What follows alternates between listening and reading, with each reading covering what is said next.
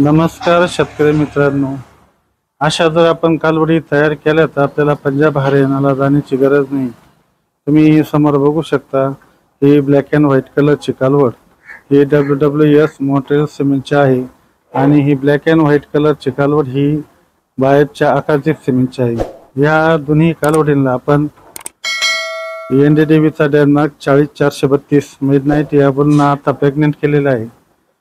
दोघी साधारणतः 2.5 महिन्याच्या आसपास प्रेग्नेंट आहे।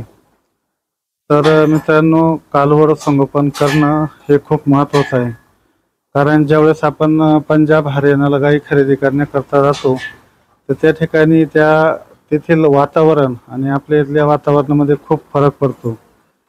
त्या तिकडून आणलेल्या गाई आपल्या इकडं व्यवस्थित सेट होत नाही आणि पाहिजे त्या प्रमाणात दूध देत नाही। त्यामुळे मित्रांनो, आपण आपल्या गोठ्यातच कालवडी ह्या तयार केल्या पाहिजे, जेणेकरून आपल्या येथील वातावरण त्या कालवडीला लहानपणापासून सूट होतं आणि सूट झाल्यामुळं ती कालवड आपल्या गोठ्यामध्ये आजारी पडत नाही आणि तिचा परफॉर्मन्स आपल्या गोठ्यामध्ये चांगला मिळतो। तर मित्रांनो, अशा या दोन कालवड्या आहे, यांना आपण ज्यावेळेस या जन्माला आल्या त्यावेळेस आपण यांना त्यांच्या आईचं चीक हे भरपूर प्रमाणात पाजलं, जेणेकरून चीक पाजल्यामुळे कालवडीची प्रतिकारशक्ती चांगली होते। त्यामुळे तुम्हाला आता एवढ्या सुदृढ कालवडी दिसत आहे। आता यांचं वय साधारणतः 15 ते 16 महिने आहे।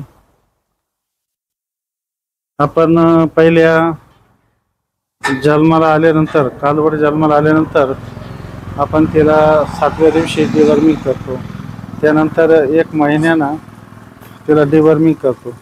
असं दर महिन्याला 6 महिन्यापर्यंत आपण वेगवेगळे जंताचे औषध देऊन कालवड्यांचं डिवर्मिंग करतो। त्याचबरोबर या कालवड्यांना आपण काफ स्टार्टर, कालवड जेवढं खाईल त्या पटीमध्ये आपण त्यांच्यापुढे ठेवतो आणि काफ स्टार्टर ठेवल्यामुळं आणि दूध या दोन्ही गोष्टींची सांगड बसल्यामुळं कालवडींचं वजन वाढ व्यवस्थित मिळते। आणि पहिले जे कालवडीचे 3 महिने आहे वयाचे, हेच खूप महत्त्वाचे असतात। या 3 महिन्यावरच तुमची कालवड पुढं कशा पद्धतीने तयार होणार हे ठरलं जातं। तर 3 महिन्यानंतर आपण यांना सकाळी 1 किलो, संध्याकाळी 1 किलो, साधारणतः दिवसभराचं 2 किलो पशुखाद्य देतो, एक काफ स्टार्टर, त्यांच्या वयाच्या 6व्या महिन्यापर्यंत।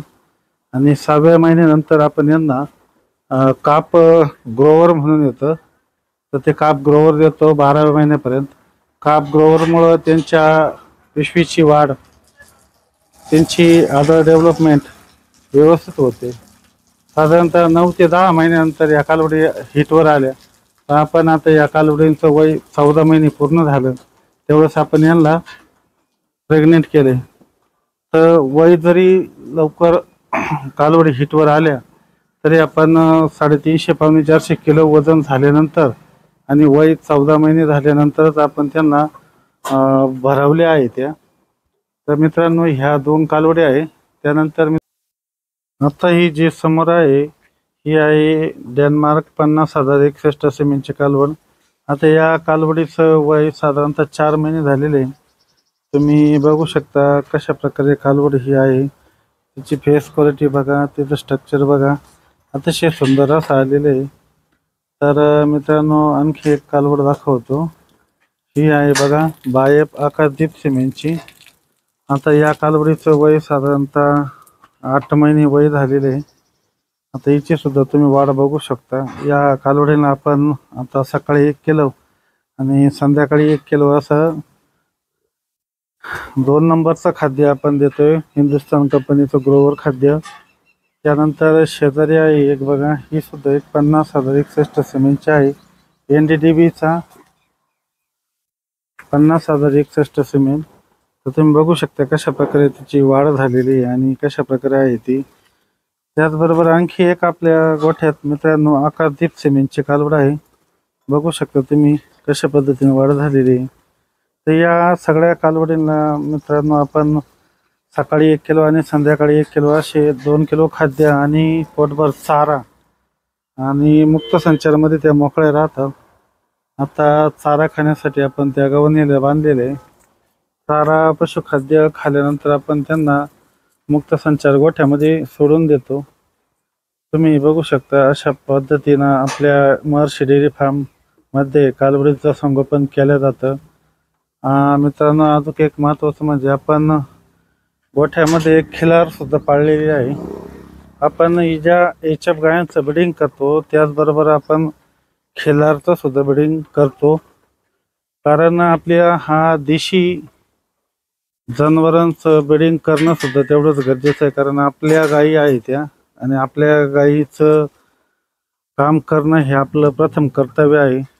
कारण आपल्याला फार तर काय आपण खिलार गाय पाळू शकत नाही, पण एक गाय तर गोठ्यात प्रत्येक शेतकऱ्याच्या पाहिजे, आणि त्या गायीवर सुद्धा आपण पूर्ण तिची वंशावळ, तिचं कोणतं सिमेंट भरलं, काय तिच्या आईचं दूध काय, पूर्ण रेकॉर्ड्स आपल्याकडे आहे।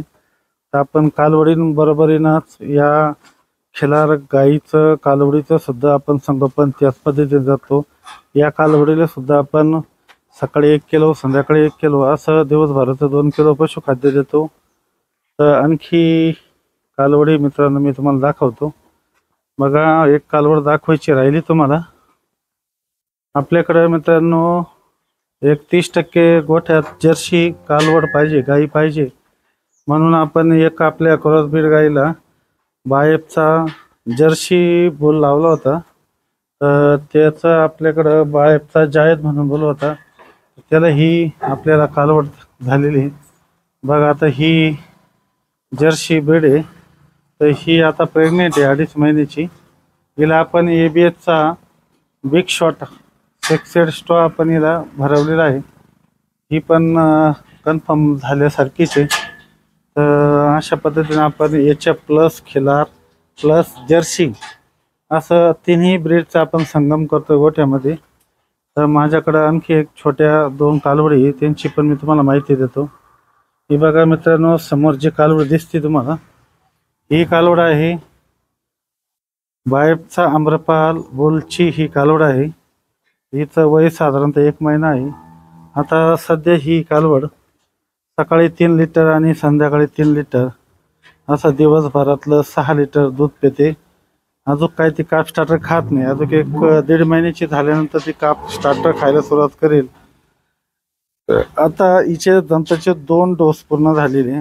पहिला डोस आपण 7व्या दिवशी दिला आणि दुसरा डोस आपण 1 महिना वय झाल्यानंतर दिला।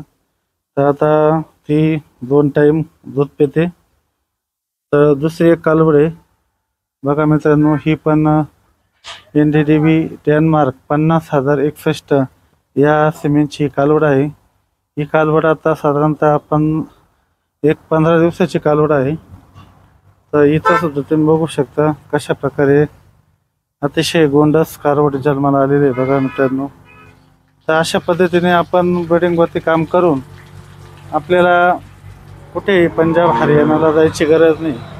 आपण चांगल्या वंशावळीच्या कालवडी आपल्या वातावरणात, आपल्या चाऱ्यावर, आपल्या पशुखाद्यावर आपण तयार करून आपल्या गोठ्यात प्रगती करू शकतो। मित्रांनो, हा व्हिडिओ तुम्हाला कसा वाटला नक्की कॉमेंटमध्ये सांगा। आपल्या या चॅनलवर तुम्ही जर नवीन असाल तर या चॅनलला लाईक शेअर सबस्क्राईब करायला विसरू नका। भेटूया अशा माहितीपूर्ण व्हिडिओमध्ये, तोपर्यंत धन्यवाद।